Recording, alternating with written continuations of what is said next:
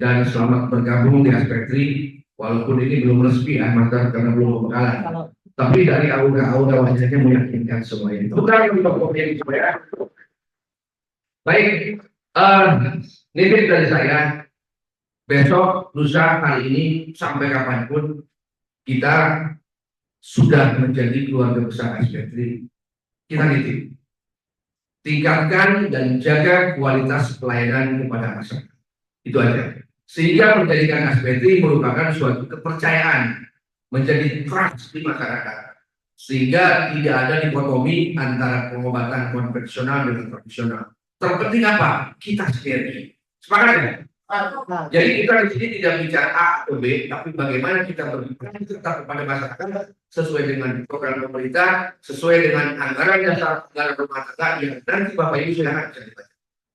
Ya, mungkin sebelum saya tutup acara satu tadi, boleh tidak saya pantun Ibu? Ya, sebelum saya buka, saya pantun dulu boleh ya? Saya baca dulu takut lupa. Cakep. Waalaikum. Oh, nggak bilang begini. Baik, daun kalian jadi dekat ini. Makan kue enak makan. Aspektri dari lain. Oke nggak? Baik,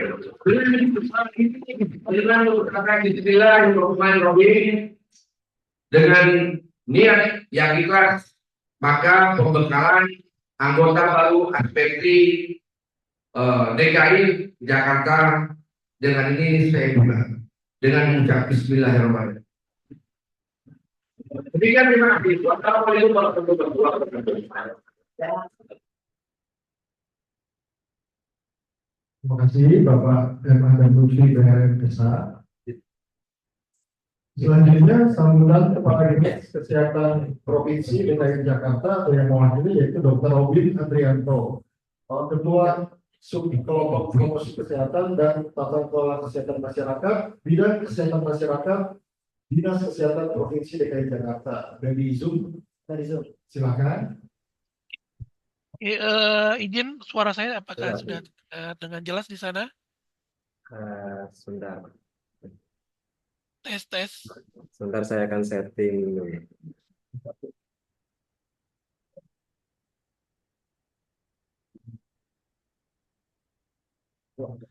Halo, monitor. Ya, sebentar Pak, di setting dulu suaranya. Di laptop kedengeran, tapi di audionya belum keluar. Sebentar Pak. Oke, baik. Sebentar, Pak. Ya. Boleh dites Pak? Oke, tes. Oke. 1, 2, 3. Oke, baik. Oh. Baik, terima kasih. Assalamualaikum warahmatullahi wabarakatuh. Waalaikumsalam warahmatullahi. Ya, selamat pagi, salam sejahtera, salam sehat untuk kita semua. Pagi. Yang kami hormati Ketua Umum Aspektri yang pada hari ini diwakili Waketum Bapak Ada. Yang kami hormati juga Ketua DPD DKI Jakarta Ibu Reima Tinisia dan narasumber Bapak Alfian, Ning Harmanto dan juga Bapak Ibu peserta acara pembekalan untuk anggota Aspektri DKI Jakarta yang hadir di Rumah Sehat Indonesia ataupun yang secara daring. Bapak Ibu semua, ya perkenalkan saya Robin dari Dinas Kesehatan, memang ya sebagai Ketua Subkelompok Promosi Kesehatan dan Tata Kelola Kesehatan Masyarakat. Mungkin tahun lalu atau ya mulai tahun ini ya Bapak Ibu, kesehatan tradisional itu sudah bukan lagi di pembinaannya oleh bidang pelayanan kesehatan, tapi sekarang ini pembinaannya ada di bidang kesehatan masyarakat. Nah, di sejalan juga dengan Kementerian Kesehatan, juga kalau di Kementerian Kesehatan itu oleh Direktorat Tata Kelola Kesehatan Masyarakat. Nah, makanya kalau di Dinas Kesehatan itu di bidang kesehatan masyarakat, subkelompok promosi kesehatan dan tata kelola kesehatan masyarakat. Nanti kalau di Sudinkes Kabupaten Kota itu oleh seksi Kesmas atau seksi kesehatan masyarakat. Seperti itu Bapak Ibu, baik puji syukur kita panjatkan kepada Tuhan Yang Maha Kuasa atas nikmat sehat yang telah diberikan hingga kita dapat bertemu. Ya, meskipun saat ini saya secara daring ya Bapak Ibu, dalam kegiatan pembukaan pembekalan anggota Asosiasi Pengobatan Tradisional Ramuan Indonesia atau ASPETRI. Dinas Kesehatan menyambut baik untuk kegiatan ini yang memang bertujuan untuk meningkatkan keterampilan, keilmuan para pengobat tradisional ramuan sehingga memperkaya pelayanan kesehatan tradisional yang ada di Provinsi DKI Jakarta. Bapak Ibu semua, seperti kita ketahui dalam Undang-Undang Nomor 17 Tahun 2023 tentang Kesehatan, pada pasal 160 disebutkan pelayanan kesehatan tradisional berdasarkan pada cara pengobatannya terdiri atas pelayanan kesehatan tradisional yang menggunakan keterampilan dan atau pelayanan kesehatan tradisional yang menggunakan ramuan. Ya. Nah, berdasarkan juga peraturan pemerintah nomor 28 tahun 2024 tentang peraturan pelaksanaan Undang-Undang nomor 17 tahun 2023 tentang kesehatan, pelayanan kesehatan tradisional yang menggunakan ramuan itu berasal dari tumbuhan, hewan, mineral, dan atau bahan lain dari sumber daya alam dan harus berupa ramuan racikan sendiri atau produk obat bahan alam. Ya, Bapak Ibu semua, pelayanan kesehatan tradisional ini dibina dan diawasi oleh pemerintah pusat dan juga pemerintah daerah agar dapat dipertanggungjawabkan manfaat dan keamanannya serta tidak bertentangan dengan norma sosial budaya. Nah, pelayanan kesehatan tradisional diselenggarakan secara terintegrasi dengan pelayanan kesehatan konvensional.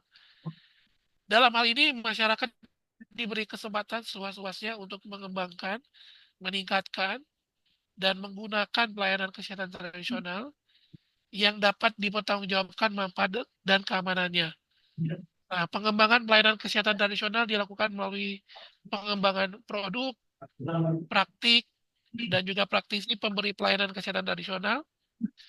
Yang saat ini kita masih menunggu ketentuan lebih lanjut mengenai pengembangan pelayanan kesehatan tradisional yang akan diatur dengan peraturan menteri.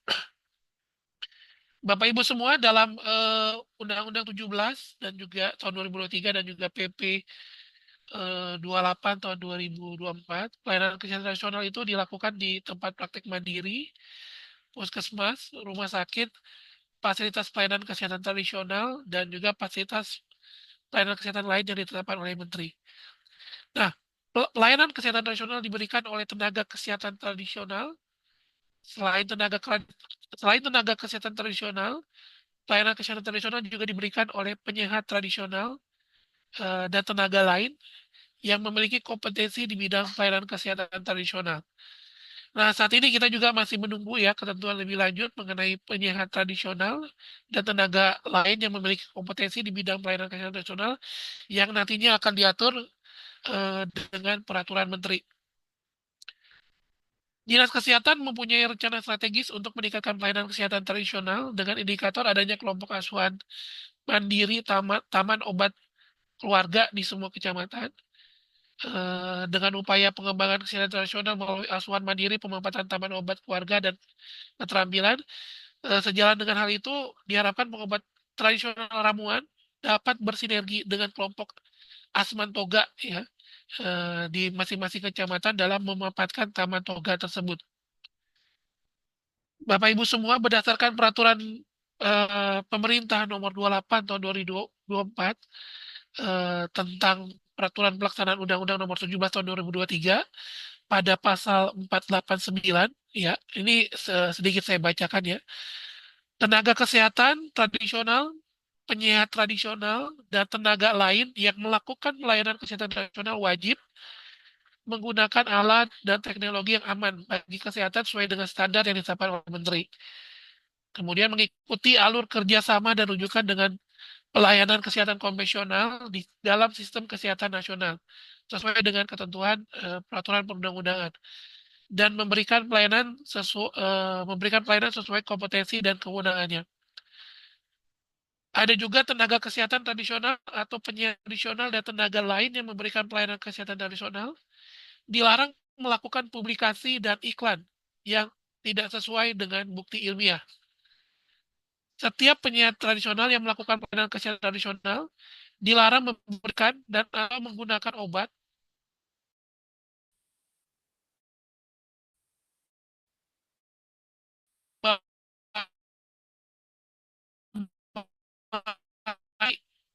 invasif dan menggunakan alat kesehatan atau penunjang sesuai dengan ketentuan peraturan perundang-undangan. Pemerintah pusat dan pemerintah daerah sesuai dengan kewenangannya mengenakan sanksi administratif. Jadi ada sanksi administratif kepada tenaga kesehatan tradisional maupun penyiar tradisional atau tenaga lainnya yang melakukan pelanggaran terhadap ketentuan tersebut. Nah, dalam upaya peningkatan pelayanan kesehatan tradisional dilakukan pembinaan, monitoring, dan evaluasi yang dilakukan secara berjenjang, mulai dari puskesmas, suku dinas kesehatan kabupaten kota, dan dinas kesehatan Provinsi DKI Jakarta. Pembinaan ini juga melibatkan sektoral dari Dinas Pariwisata, Satpol PP, DPM PTSP, dan lain-lain. Jadi tidak hanya tenaganya, tetapi perizinan lingkungan dan lainnya. Nah, pada kegiatan kali ini, pada kesempatan saat ini juga diharapkan peserta dapat bertambah wawasan keilmuannya yang dapat menjadi bekal untuk melayani masyarakat. Dan hal penting dan juga jangan dilupakan untuk legalitas perizinannya. Semua yang ingin memberi pelayanan dan pelayanan harus mempunyai STPT atau surat terdaftar penyiar tradisional. Dan asosiasi dalam hal ini adalah pemberi rekomendasi.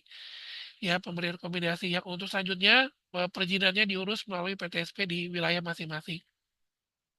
Mudah-mudahan Bapak Ibu semua melalui acara ini dapat ditingkatkan keterampilannya, kapasitasnya sehingga bisa memberikan pelayanan kesehatan tradisional kepada masyarakat sehingga masyarakat bisa mendapatkan manfaatnya.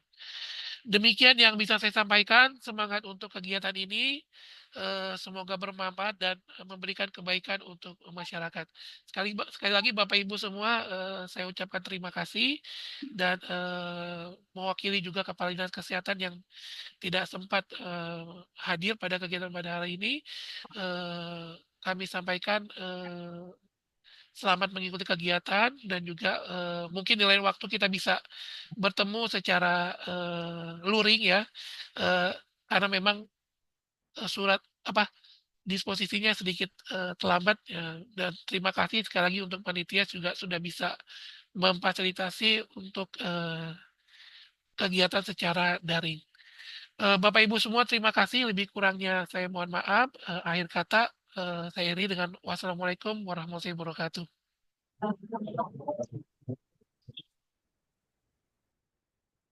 Terima kasih Dr. Robi Andrianto dari Dinas Kesehatan. Selanjutnya saya akan membacakan tata tertib untuk pembekalan anggota baru ASPETRI. Yang pertama, calon peserta hadir 15 menit sebelum sesi acara dimulai. Yang kedua, calon peserta diwajibkan membawa kartu identitas, KTP atau pengenal lainnya. Yang ketiga, calon peserta diwajibkan memakai pakaian sopan dan rapi, celana panjang warna gelap dan kemeja warna terang saat pembekalan. Yang keempat, calon peserta tidak dapat diwakilkan baik offline atau online. Online wajib untuk open kamera. Yang kelima, calon peserta wajib mengikuti pospes dan menyelesaikan. Yang keenam, calon peserta harus tertib, teratur dan tenang selama mengikuti pembekalan. Yang ketujuh, calon peserta diwajibkan mengikuti program lanjutan uji kompetensi LSK Batra Ramuan Indonesia KKRI level 4 dan mendapatkan gelar BRM atau Batra Ramuan Madya bagi yang kompeten.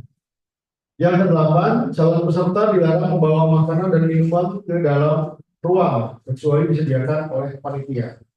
Yang kesembilan, calon peserta dilarang meninggalkan ruangan sebelum acara dinyatakan selesai.